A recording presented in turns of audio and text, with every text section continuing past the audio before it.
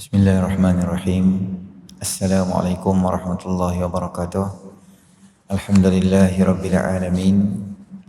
Wassalatu wassalamu ala asyrafil anbiya'i wal mursalin wa ala alihi wa sahbihi ajma'in.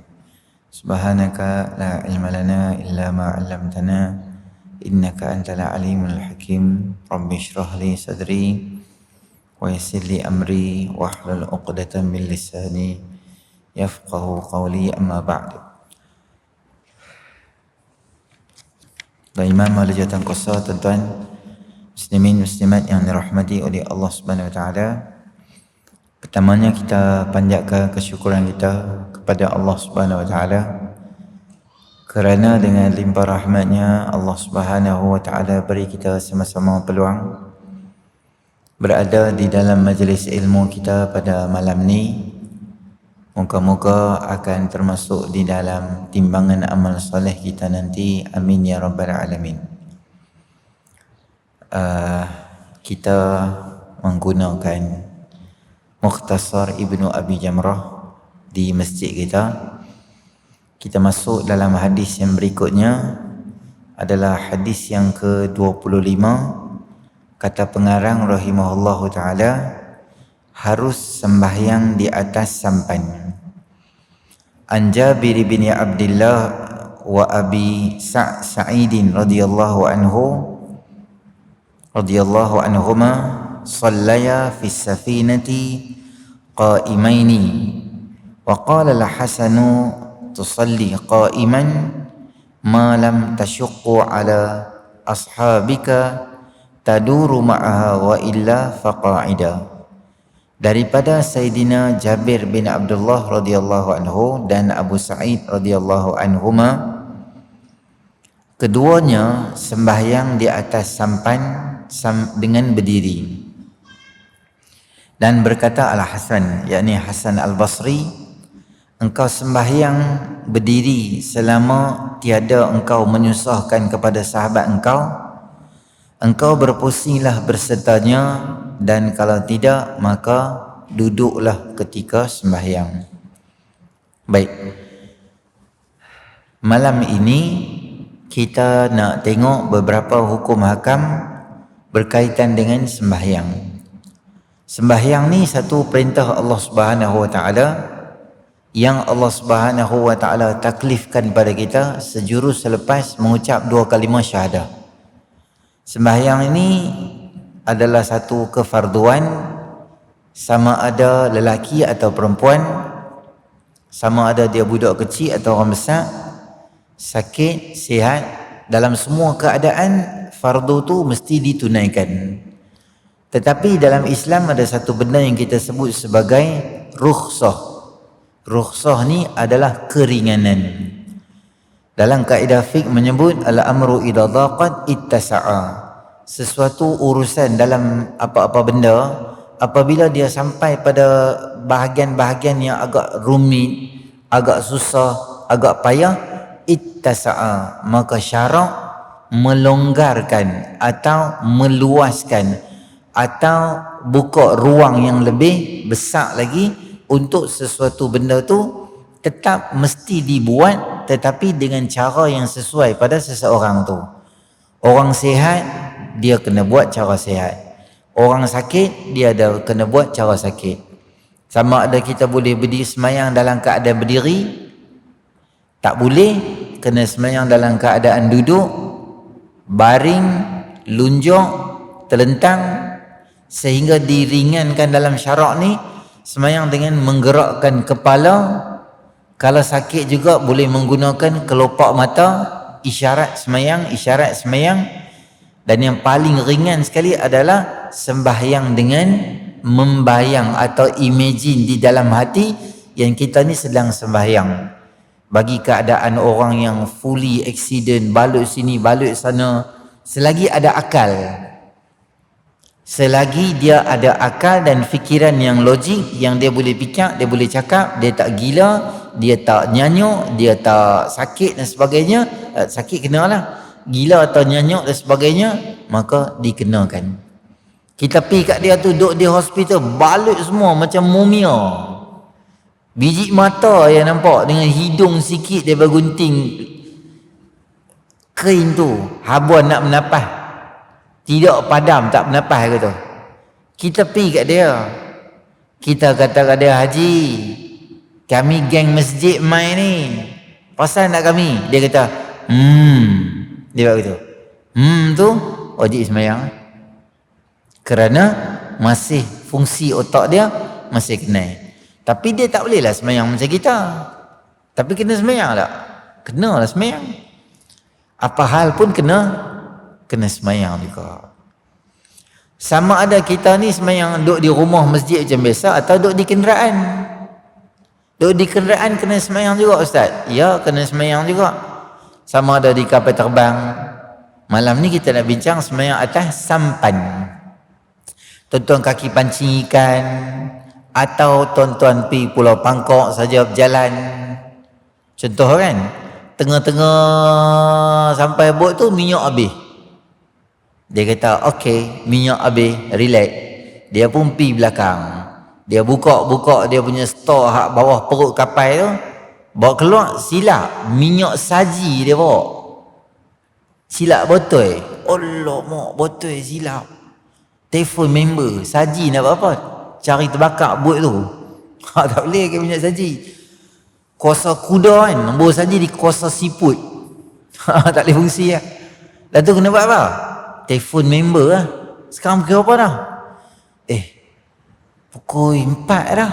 3.45. Telefon member. Member ada. Member dia ada kat darat. Tapi kunci bot dia tu apa-apa tak ada. Dia terlambat sikit.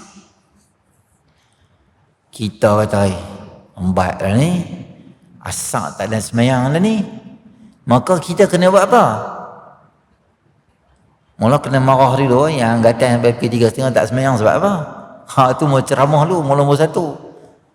Nombor 2, kita kena cari alternatif lah nak semayang. Yalah lambat semayang kan. Nak ambil semayang kat mana? Ayak laut boleh ambil semayang. Sama ada hang duduk dekat tepi sampan tu, macam mana duduk kat masjid Kapitan Kling ada kolah tu kan. Duduk tepi. Saya tak berani Ustaz. Saya Kapitan Kling pun 4 kali jatuh layak lah. Lepas AJK main tolong bawa jala semua. Saya tak pandai. Tak pandai jangan cari pasal. Buat apa? Cedok dan cebok ayak tu. Bawa bekas je ni kan. Cedok, tahan. Duduk tepi gitu macam manja sikit gitu. Tahan ayak. Bawa keluar tu satu. Lepas tu ambil semayang. So kawan pegang atas sendiri ambil pun boleh. Tuang tangan sikit. So semayang. So boleh ke Ustaz? Boleh lah. Ayak laut kan ayak mutlak. Ada gajah 2 ekor mati kat tu. Saya nampak Ustaz. Kaki pat-pat naik atas. Belalai dia nampak sekali. Dengan gading. Lan Somalia nak ambil gading dia jual. Macam mana Ustaz? Dia jadi najis tak? Ayat laut dia tak ada apa. Kita cek lah. Dia okey, bau biasa, bau warna rasa. Rasa tengok tak, macam berminyak ke. Rasa bau tu pelik lah. Kalau pelik sikit contohnya kan, ambil belah sini. Jangan betul-betul dekat ayak yang duduk keliling bangkai gajah tu. Jangan ambil tangan tu, jauh sikit. Boleh? Tak ada masalah. Ambil semayang. Ambil semayang. Semayang.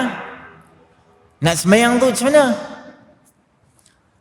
Kalau ada handset, boleh tengok arah kiblat. Ikutlah Google ke apa ke contoh kan. Boleh tengok arah kiblat. Handset pun bateri arwah Ustaz. Tak bawa charger, bawa pun bukan boleh buat apa dan alert. Takkan nak cah atas badan jos. Tak boleh. Jadi buat apa? Tak tepi handset. Di Malaysia, saya habaq daripada Perlis sampai Johor. Malaysia lah. Tuan-tuan sangkut di Myanmar, Filipina, Kemboja yang buat ni. Dia kiblat lain. Malaysia, kiblat dia senang ni. Tuan-tuan tahu mana? Arah matahari jatuh. Arah matahari jatuh, itulah kiblat kita. Tuan-tuan tengok masjid kita, kiblat mana? Sini. Matahari jatuh belah mana tadi? Belah sini. Cerita kiamat, cerita lain lah. Kan dia terbalik kod apa semua. Jangan telefon saya pula. Ustaz kata, ni kiamat ni. Yang telefon, kiamat aku pun tak tahu hidup tak hidup lah. Kiamat setelah ini hari biasa ya. Matahari naik situ, kiblat situ. Jadi dia ambil uduk semua kan. Berdiri atas sampan. Berdiri atas sampan, Allahu Akbar, takbir. Sembahyang sunat dan sembahyang fardu ada sedikit perbezaan berkaitan dengan rukun.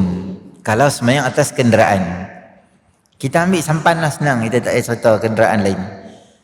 Kalau kita tonton sembahyang di masjid, bukan, sembahyang fardu, dada kita mesti menghadap kiblat. Sepanjang sembahyang tu dia mesti menghadap ke arah kiblat. Dia tak boleh dada lari daripada arah kiblat. Arah kiblat tu macam mana Ustaz? Saya nak tahu. Kata Allah Ta'ala, fawalli wajhaka syatral masjidil haram. Hadapkan wajah kamu ke arah Masjidil Haram. Ke arah. Jadi kita yang duduk di sini jauh, tak nampak ain Kaabah tu, ketui Kaabah depan mata kita, tak nampak depan mata kita, maka kata ulama, kita punya hala menuju ke arah Kaabah tu, dia boleh, katalah contohnya Kaabah nombor 12 jam, kita ada lari sikit, dekat-dekat nak sampai 1 dah, ataupun dekat-dekat nak, kita duduk sini tau, atau dekat-dekat nak sampai 11, masih lagi diklasifikasikan sebagai kiblat. Yang tak boleh, dia jauh sangat, nombor 2 atau nombor 3 atau nombor 4, dia jauh. Belah sini nombor 11, nombor 10, nombor 9, nombor 8, tu dia dah jauh sikit, tak jadi masalah. Alignment tak apa lari sangat, dia masih lagi dalam versi kiblat. Jangan terbalik terus, orang kiblat nombor 12, dia kiblat nombor 6. Tu tak boleh. Maka kita pastikan dada kita menghadap kiblat sampai habis. Kalaulah tuan-tuan sembahyang duha, saya ambil contoh dulu duha, atas kapal, sampan lah, berhenti sampan, kita berhenti duduk pi Tasik Kenyir atau pi mana-mana sungai ke apa, contoh laut ke apa, kita tangkap ikan. Bobo semua, empak tu, letak situ, kunci semua letak situ. Kita kata, lagi 10.30, main aku buat duha dulu. Kita buat apa? Ambil sembahyang pun tu, ayat sungai tu, ayat Tasik ke apa, kita ambil sembahyang tu boleh. Sembahyang semua selesai dah. Allahu Akbar, kita sembahyang apa? Sembahyang duha. Bila kita takbir untuk solat duha, masa tu angin duk main. Dia menghadap ke mana? Tadi kita takbir tu, katalah kiblat ni, kamera kita duk live ni. Ni kiblat kita. Allahu Akbar. Lepas tu ialah boat, ada angin sikit kita jalan. Mula asal sini tak? Masa tu angin main laju sikit, kita sini dah. Kita kena buat apa? Kita boleh terus sembahyang buat tak reti je. Syarat dia sembahyang duha ni, sembahyang sunat ni, masa takbir kita menghadap kiblat. Sejurus selepas takbir, kunci tu dibuka. Maknanya kalau bergerak pun tak apa, tak masalah. Kalau bergerak pun tak apa, tak jadi masalah. Boleh habiskan sembahyang kita. Habis dah sembahyang 2 rakaat. Rasa nak sembahyang hajat pula, bagi Allah mudahkan dapat pula. Ni nak takbir balik tadi mana? Tadi sini kan? Kita menghadap. Bot tak payah pusing, kita payah pusing. Pusing balik ke arah kiblat kita. Allahu Akbar, takbir sekali lagi. Lepas tu biar pergi dia jalan, pusing sikit, biar pergi kat dia. Tu sembahyang apa? Sembahyang sunat. Katalah sembahyang tu sembahyang fardu. Tuan-tuan buat apa? Allahu Akbar, takbir. Kalau angin main, kita dah atas tempat ni. Angin main, apa kita buat? Ni kiblat dia betul. Angin tolak sampai ke sini, kita pusing sikit, satu, tak sini. Kita mesti stay di kiblat. Kalau dia pusing, kita gerak sikit, satu. Dia pusing lagi, kita gerak lagi, satu. Tegak, satu boleh gerak. Saya gerak lagi. Boleh tak apa, tak ada masalah. Satu boleh bergerak. Cara dia macam mana? Cara kalau ke depan, kalau ke tepi, satu tak balik. Satu tak balik. Satu kita sembahyang. Tuan boleh berjalan macam tu dalam sembahyang tak batal. Tapi satu gerak, satu berhenti. Macam masjid ni. Tuan boleh jalan sembahyang macam tu daripada sini sampai Sungai Tiram boleh. Dia ni jalan apa seorang di geluguk tu, dia sembahyang. Dia jalan boleh? Boleh. Tak suruhlah buat, nak bagi faham.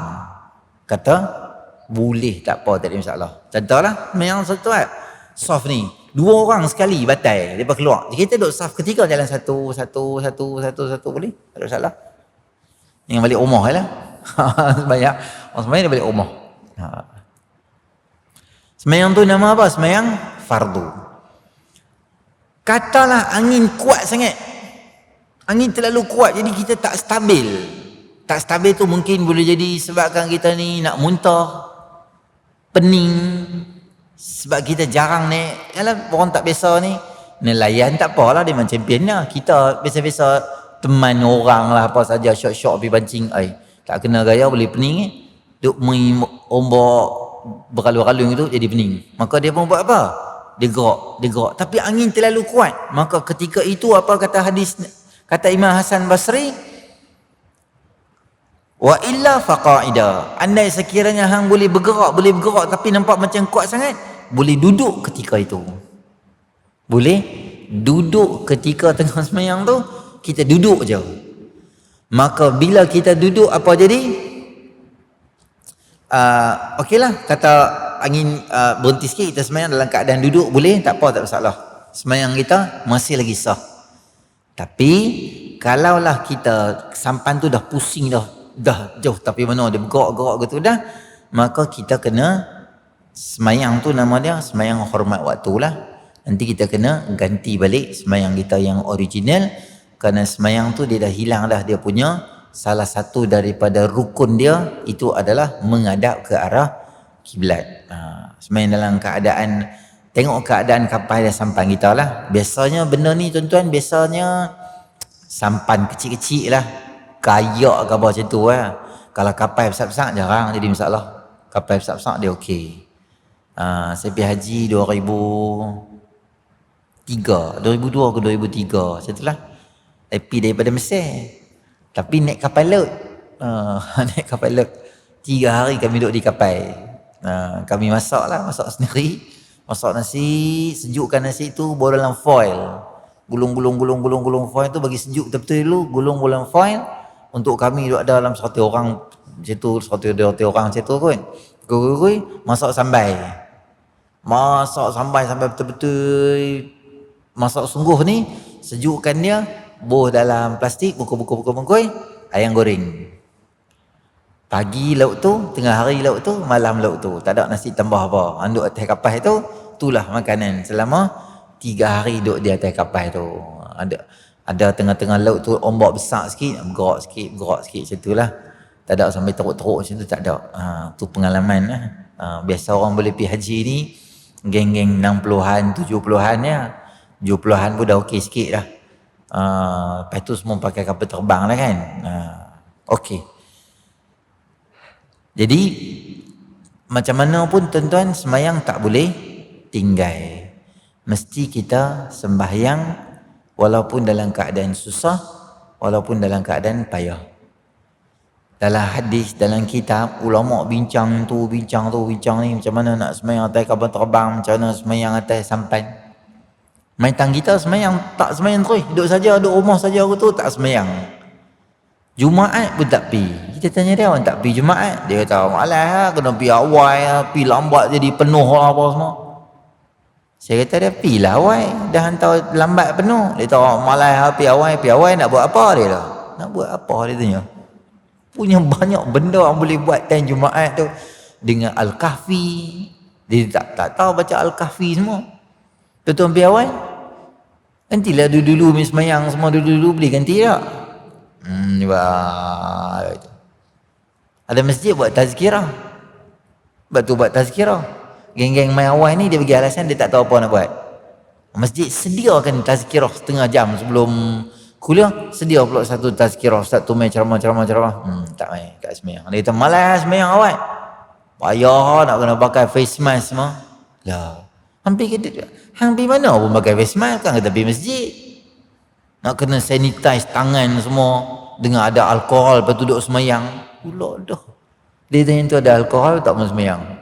Tu alkohol ada, lepas tu ambil pasar raya, pergi shopping misalkan, nerap di market, tak apa pula. Dia saja alasannya. Tak mau main semayang. Padahal besar kalau tinggal semayang tu. Kata sembahyang fardu, sembahyang Jumaat lah. Allahu Akbar. Kedai makan pun melemak. Makanlah tak apa. Sampai tak sembahyang tu makan apa. Jadi tak apa cantik macam tu. Hadis berikutnya adalah kata Sayyidina Anas bin Ibn Malik radhiyallahu anhu qala kunna nusalli ma'a Rasulillah sallallahu ma'an nabiy sallallahu alaihi wasallam fayadha'u ahaduna tarfa thawbi min shiddatil harri fi makani sujud. Anas bin Malik radhiyallahu anhu katanya adalah kami sembahyang serta Nabi sallallahu alaihi wasallam, kemudian diletakkan oleh seorang daripada kami akan hujung kain kami kerana bersangatan panas pada tempat sujudnya. Baik. Apabila kita sembahyang atau sujud, dahi kita ni dalam 7 anggota sujud ni satu je lokasi yang tak boleh tutup. Nama dia adalah dahi. Dahi ni dia mesti original. Rambut ke apa benda pun jangan tutup di sini. Lain boleh tutup. Anggota sujud ada berapa? 7. Dahi, 2 tangan, 2 lutut, 2 perut anak jari. Jadi 2, 4, 6, 7. Hidung sunat. Tak kena masih lagi sah. Kena sempurna dapat pahala lebih. Dahi mesti kena. Dalam 7 ni, satu je tak boleh tutup. Dahi. Ada orang kata tak boleh pakai sarung tangan sembahyang. Sebab kita sujud kita kena letakkan tangan kita. Jawapan dia tak betul cakap aku tu. Kerana kalau cakap macam tu, maknanya salah lah. Sebab ada banyak lagi anggota sujud yang kalau hang kata tangan tak boleh tutup, maknanya lutut pun tak boleh tutup lah. Lutut kena buka juga. Kaki tak apalah pakai stokin, boleh buka. Tapi satu masalah berlaku adalah di lutut. Kerana lutut anggota sujud. Takkan kita nak buka lutut tu pula. Maknanya kita pakai selok pendek mayang. Pelik gitu. Pakai jubah elok gitu, pang lutut koyak gitu. Tak kena cakap gitu.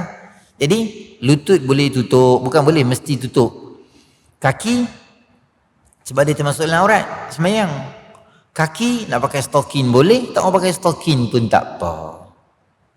Laki lah, perempuan kena tutup lah kaki. Tangan, kata dia tu polis trafik, bertugas dekat Rexham, kat roundabout tu kan. Dia bertugas start pada pukul apa? Pukul 5 dia start lah. Katalah kelang kabut tak ada sembahyang asar, maka dia pun sembahyang asar kat mana? Dekat roundabout tu. Dia bawa sejadah. Dia kata kawan dia, okey hang jaga saat aku pergi sembahyang asar tu. Dia sembahyang kat roundabout tu, roundabout Rexham tu. Dia bawa sejadah dia, tengok kiblat, pergi sini. Allahu Akbar, takbir, dia sembahyang. Sembahyang dengan kasut kerja dia tu. Kita kata dia ni sembahyang pakai kasut, boleh tak? Boleh, tak apa. Tengok dulu kaki dia tak cicak lah. Tak kucing ke tak ada? Tak ada. Boleh sembahyang lah, tak ada masalah. Pakai stokin. Stokin tak apa, boleh pakai. Manalah tahu kasut dia pergi jalan. Oh yang tu payah aku tu. Manalah tahu, cara tak tahu lah. Sekarang tengok kaki. Ada tak najis? Tak ada. Dekat tempat kita nak sembahyang tu, dekat lantai, dekat pasiak tu, kita nak bohong sembahyang tu, tengok ada najis tak? Tak ada. Kasut hang ingat-ingat hang ada tak pergi tandas ke apa, stokin kotak? Tak ada. Okey, boleh semua, tak ada masalah apa. Boleh sembahyang. Okey, boleh takbir ke tu dengan sarung tangan. Sarung tangan boleh pakai. Cuma kopiah tu kena buka, helmet tu. Sujud macam mana pakai helmet tak? Helmet trafik tu kan. Yang tu hang buka lah. Tu lah cap payah kau. Buka helmet, buka motor tu. Allahu Akbar, tak sembahyang, sujud gitu. Assalamualaikum, Assalamualaikum. Lepas tu miss call kawan dia. Okey, hang main sembahyang pula, main aku jaga gitu. Boleh habaq gitu? Boleh. Komando masuk dalam hutan. Askar. Kata kita duk latih kawat. Ada TYT nak buat program apa ke, kita askar kena bertugas apa semua, unit badan beruniform, Jepam lah apa semua, bomba semua, kita buat latihan kawat. Masa latihan kawat tu, lepas tu bos kita yang askar tu dia kata okey, kita bagi masa setengah jam untuk sembahyang dengan makan. Lambat tak dah ni. Depa semua macam mana?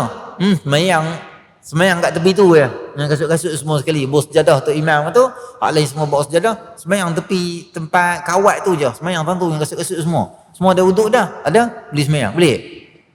Boleh, tak apa, tak ada masalah. Semayang kasut ada masalah tak? Tak ada lah. Cuma dalam masjid kita tak masuk dengan kapet. Ada kapet, nak masuk dengan kasut. AJK dibagi dengan kambing 32. Rumah kita tak masuk dengan kasut. Sebab mereka latihan tengah jalan, tepi jalan. Boleh semayang, tak apa, tak masalah. Dia mudah lah tuan-tuan, Islam ni. Senang lah. Tuan tengok budak-budak naik basikal kan. Mereka naik basikal, kadang pakai seluar 3 suku tu. Tapi dalam ada seluar tight dia, bawah sikit pada lutut. Dia pamai ya, berhenti buat geng-geng basikal fiksi ke apa, basikal apa ke, berhenti geng-geng basikal kan. Pamai semayang Zohor. Kita tengok mereka, kita jangan marah mereka. Bagus anak muda main semayang kat masjid. Jangan maki apa, pakai seluar pendek main masjid. Tuhan tak bagi. Tuhan main mana pula? Boleh tu tak orang. 1000 kali baik daripada hak pakai seluar panjang tak main semayang terus. Berlambak je tak main. Dia main tutup aurat dah boleh. Sekali-sekala bukan hari-hari main semayang gitu. Bila tengah bersukan dia main semayang. Boleh? Jadi bila sujud ni tuan-tuan, kita tak boleh dalam mazhab kita. Tuan-tuan tengok di bawah tu. Hadis tersebut tidak menjadi dalil untuk penolakan pendapat Imam Syafi'i yang menyatakan bahawa tegahan sujud di tepi atau hujung kain. Kerana boleh jadi bahawa kain yang dikatakan itu dalam hadis tidak bergerak dengan geraknya orang yang sembahyang disebabkan tidak dibawanya dan tiada ditanggungnya ataupun dibawa bersamanya, tapi tidak bergerak dengan disebabkan kain itu panjang. Bila kita nak sembahyang, kita tak boleh sujud atas satu benda yang bergerak dengan kita. Contoh, saya sembahyang pakai ridak. Masa saya nak sujud, saya ambil lidah Allahu Akbar bubuh, saya bersujud atas tu. Maka sujud tu tak sah. Sujud tu tak sah. Orang perempuan pakai telekung besar. Telekung besar, masa nak sujud Allahu Akbar, dia sujud atas telekung dia. Biasa orang besar tak ada, budak-budak depa syok main buat macam Batman gitu. Masa turun sujud tu, depa turun macam salji macam tu turun. Budak-budak sekolah buat. Jadi kita kena abad, tak boleh sujud atas satu benda yang bergerak dengan kita. Sujud atas rambut kita terkeluar seketika gitu, pergi sujud atas tu. Tak boleh juga. Sujud atas face mask. Contohlah, orang buka face mask, buka paket. Paling tak ada orang tarik sikit. Dia buat apa? Dia buah tedai. Dia tarik gitu. Dia ingat dia superhero. Superhero apa tak tahu gitu. Dia pun sujud tu, maka semayang dia orang panggil balik awal semayang dia. Bungkus ikat tepi. Tak boleh. Dia kena buat apa? Dia kena ulang semayang dia balik. Tapi benda yang tak bergerak dengan kita tak apa. Contoh kapet. Kapet kita sujud atas dia, dia bergerak tak dengan kita? Tak bergerak. Boleh tak sujud? Boleh. Ridak ni boleh. Saya boleh lipat bagi jadi panjang lagi. Maknanya kalau saya buh dikat bau, yang ni dia cecah di lantai. Labuh sampai ke lantai macam tu. Maksudnya bila saya bergerak, kawasan yang di bawah tu, ridak yang panjang ni dia lekat terus di lantai. Orang panjang ni, maksudnya kita bergerak sujud apa semua, ridak yang bawah ni tak bergerak. Kita sujud atas ni boleh tak? Boleh. Imam Syafi'i rahimahullah ta'ala ihtimal memandang hadis ini adalah kemungkinan kain yang disujud oleh Nabi SAW tu dia labuh sehingga tak bergerak daripada lantai. Jadi kita kalau kita sujud, pastikan dahi kita tu kena dekat lantai. Dan yang kedua, apabila kita sujud, pastikan tak sujud di atas satu benda yang bergerak sama dengan kita. Kalau sejadah tu kita letak masa sepanjang semayang, sejadah tak bergerak. Lepas semayang kita ambil sejadah, dia bergerak. Yang tu tak apa. Yang dimaksudkannya adalah ketika semayang tu dia tak boleh bergerak. Semualah sejadah apa semua tu kan. Lepas tu kalau boleh, bahagian dahi ni jangan tertutup. Bukan kalau boleh, mesti jangan tertutup. Kopiah kalau pakai, bagi rambut naik di atas. Tapi ada satu helai. Satu je helai. Satu helai tak apalah. Tocang terus. Ketika gitu. Yang tu melampau lah. Tak boleh. Boleh jadi sembahyang kita jadi batal. Dan sujud pun tuan-tuan, kita nak sujud syarat dia, punggung kita mesti atas. Kepala kita mesti di bawah. Tak boleh sujud atas gon. Tahu tuan-tuan nak keluar ke masjid ni, kat belakang tu kan, ada macam nak naik tu. Bila tuan-tuan sujud di situ, makna dia apa? Kepala kita still di atas, punggung kita di bawah. Maka sujud tu dia tak valid. Sujud ni dia mesti macam tu. Maknanya kepala mesti bawah, punggung duduk di atas. Sujud di tangga. Sebab orang ramai sangat. Lepas ni apa COVID semua tak ada dah. Masjid buat ceramah, orang seronok sangat. Panggil penceramah main lah apa semua. Forum besar-besar lah, qasidah apa semua. Penuh orang main masjid negeri. Atau hak main tu siapa dia? Ustaz Somad daripada Indonesia. Punya 20,000 orang main semayang. Kita semayang kat tangga. Kita duduk di tangga pertama, sujud di tangga ketiga. Semayang kita tak boleh. Sujud dia mesti di bawah. Dan seterusnya, tak boleh sujud dekat orang. Atau apa saja benda lain tak boleh sujud. Orang India, dia ada satu budaya. Sujud pada orang yang dia hormat lah. Macam mak dia, macam mak mentua dia, atau siapa-siapa orang yang besar, yang berjasa dalam hidup dia. Dia lah tolong mak bapak dia apa dulu masa kecil dulu, mak bapak dia susah. Dia ni orang kaya, orang baik-baik macam tu. Dia apa pun sujud pada orang-orang yang baik macam ni. Contohnya kan, dalam agama mereka, bangsa mereka, budaya tu macam tu. Kita Islam, kita tak dibenarkan sujud pada mak bapak pun tak boleh. Siapa pun manusia, ulama ke siapa pun tak boleh sujud. Sujud ni dekat Allah sahaja. Rukuk pun tak boleh dekat manusia. Hang nak hormat orang boleh tak? Boleh. Tak boleh hormat sampai rukuk macam Jepun. Kalau kita duduk di Jepun, kita boleh hormat orang tak? Boleh. Tapi tak boleh rukuk dekat orang, tak boleh sujud dekat orang. Ketika unta sujud pada Nabi SAW, sahabat kata, kami tak ada ke kota boleh sujud pada kamu? Nabi SAW kata, kalau manusia dibenarkan sujud pada manusia, aku dah arahkan isteri sujud pada suami. Lantaran besarnya isteri lantaran besarnya suami dalam kehidupan isteri dia tu. Okey. Jadi tuan-tuan, sujud dan rukuk tu kita kena hati-hati kerana dia salah satu daripada rukun semayang. Kalau sujud kita rosak, maknanya rukun semayang kita rosak. Kalau rukun semayang kita rosak, maknanya sembahyang kita rosak. Maka kita kena hati-hati. Terutama masa sujud, saya tengok ramai orang sujud, masa dia sujud kaki dia kepak macam tu. Kaki kita, perut jari, ni jari kita ni kan, semua jari kita masa sujud kena tekan kaki belakang tu. Jangan pacak saja, jangan kemekkan dia, jangan silangkan dia, tak, mesti pacak dan tekan dia. Paling kurang alal aqal border untuk sah, ibu jari satu je masa dia semayang, 4 kaki semua kemek, ibu jari dia kepak macam tu. Yang tu kira border untuk sah semayang. Kalau kaki dia kemek juga, tak sah. Melainkan dia sakit. Tak apa. Kalau luka, jatuh, kaki dia tak boleh. Sebelah kaki boleh, sebelah kaki tak boleh. Contohnya kan.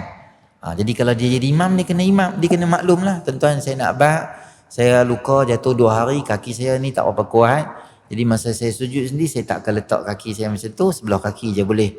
Saya harap tuan-tuan jangan mufaraqah masa semayang dengan saya lagi.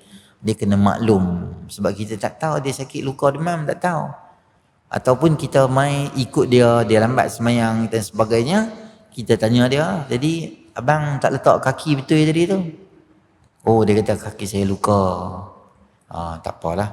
Abang tadi kaki tak betul? Dia kata memang aku semayang macam ni 25 tahun dah. Macam tu kita mau bangkit, kata dia. Malam sikit kita pergi sembahyang lain. Kita kata dah tak boleh abang sembahyang macam ni. Sembahyang kena tekan.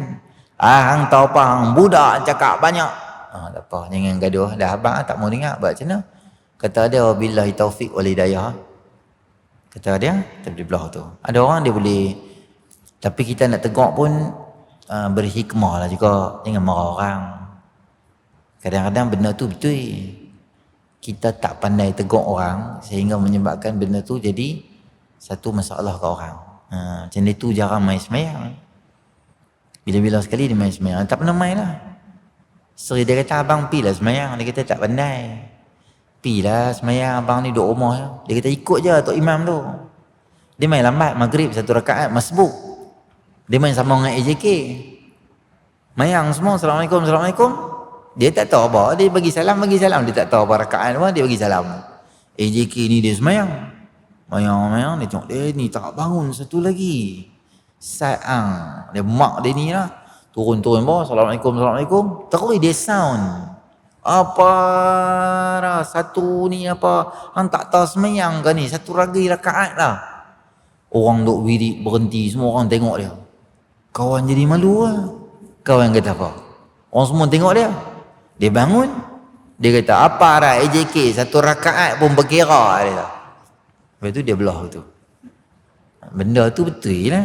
Tapi cara hang tegak tu menyebabkan dia jadi marah. Rasanya dia tak main semayang kalau satu rakaat pun berkira gitu. Jadi susah gitu. Jadi insyaAllah nanti kita akan jumpa hadis berikutnya. Makruh ludah ke arah kiblat. Kita tengah semayang, macam mana kita nak ludah? Ada ayat liuk kita tu tercampur dengan wuduk, balance semua masuk dalam mulut semua. Ada ataupun ada bekas makanan dalam mulut semua tercampur dengan ayat liuk semua. Macam mana kita nak buat ayat liuk tu? Sama ada kita nak ada ridak, ludah dulu kat ridak, ataupun pinjam poket kawan sebelah ludah dulu ke, atau apa nak buat. Kita jumpa dalam siri akan datang nanti insya-Allah. Auzubillahi minasyaitanir rajim. Bismillahirrahmanirrahim. Alhamdulillahirabbil alamin. Wassalatu wassalamu ala asyrafil anbiya'i wal mursalin wa ala rasulih ajma'in.